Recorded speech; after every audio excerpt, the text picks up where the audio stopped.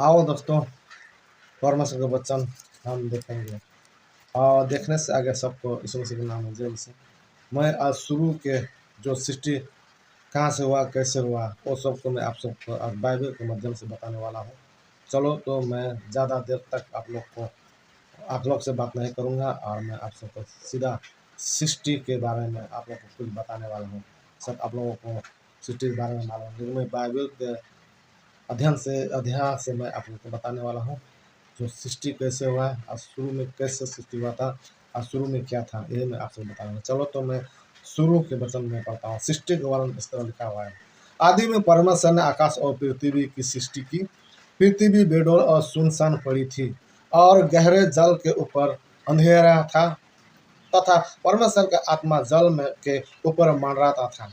जो परमेश्वर ने कहा उजाला हो तो उजाला हो गया और परमेश्वर ने उजाला को देखा कि वह अच्छा है और परमेश्वर ने उजाला को अंधेरा से अलग किया और परमेश्वर ने उजाले को दिन और अंधेरों को रात कहा तथा सांझ हुई फिर भोर हुआ। इस पर का पहला दिन हो गया। फिर परमेश्वर ने कहा जल के बीच एक ऐसा अंतर हो कि जल दो भाग हो जाए।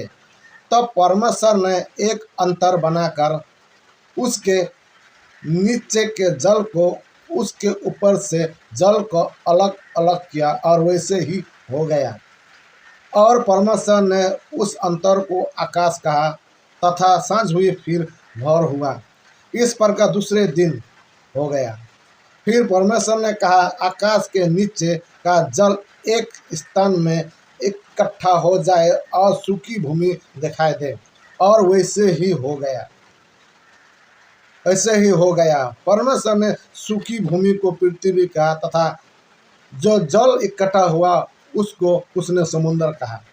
और परमेश्वर ने देखा कि अच्छा है। फिर परमेश्वर ने कहा पृथ्वी से हरी घास तथा बीज वाले छोटे छोटे पेड़ और फलदायक बीज भी, जिसके बीज उन्हीं में एक एक की जाति के अनुसार है, पृथ्वी पर उगे, और वैसे ही हो गया। इस प्रकार पृथ्वी से हरी घास और छोटे छोटे पेड़ जिसमें अपनी अपनी जाति के अनुसार बीज होता है और फलदायक वृक्ष जिसके बीज एक एक की जाति के अनुसार उन्हीं में होते हैं उगे। और परमेश्वर ने देखा कि अच्छा है तथा सांझ हुई फिर भोर हुआ। इस प्रकार तीसरे दिन हो गया। फिर परमेश्वर ने कहा दिन को रात से अलग करने के लिए आकाश के अंतर में ज्योतियाँ हो और वे चिन्ह हो और नियम समय और दिन और वर्षा के कारण हो, और वे ज्योतियाँ आकाश के अंतर में पृथ्वी पर प्रकाश देने वाले भी ठहरे, और वैसे ही हो गया। तो परमेश्वर ने दो बड़ी ज्योतियाँ बनाई। उनमें से बड़ी ज्योति को दिन पर प्रभाता करने के लिए और छोटी ज्योति को रात पर प्रभाता करने के लिए बनाया, और तारागण को भी बनाया। परमेश्वर ने उनको आकाश के अंतर में इसीलिए रखा कि वे पृथ्वी पर प्रकाश दे तथा दिन और रात पर प्रभाता करे और उजाले को अंधेरे से अलग करे। और परमेश्वर ने देखा कि अच्छा है तथा सांझ हुई फिर भोर हुआ। इस पर का चौथे दिन हो गया। फिर परमेश्वर ने कहा जल जीवित प्राणियों से बहुत ही भर जाए और पक्षी पृथ्वी के ऊपर आकाश के अंतर में उड़े।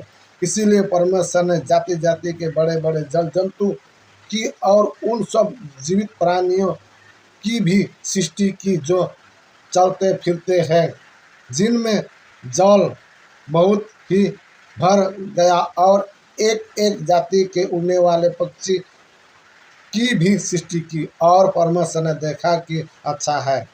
और परमेश्वर ने यहाँ कह के उनको आशीष दी फूलो फलो और समुद्र के जल में भर जाओ और पक्षी पृथ्वी पर बढ़े तथा सांझ हुए फिर भोर हुआ। इस प्रकार 5वां दिन हो गया।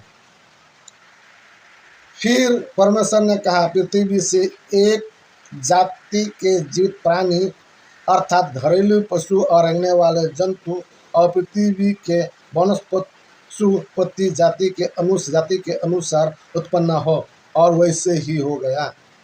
इस प्रकार परमेश्वर ने पृथ्वी के जाति जाति वन पशुओं को और जाति जाति के घरेलू पशुओं को और जाति जाति के भूमि पर सब रेंगने वाले जंतु को बनाया, और परमेश्वर ने देखा कि अच्छा है। फिर परमेश्वर ने कहा, हम मनुष्यों को अपने स्वरूप के अनुसार अपनी समानता में बनाए। तो देखा परमेश्वर ने हर कुछ सृष्टि किया, सब जीव जंतु परमेश्वर ने सृष्टि किया। शुरू से ही आप सबको बताने वाला था। चलो इसे करता हूँ।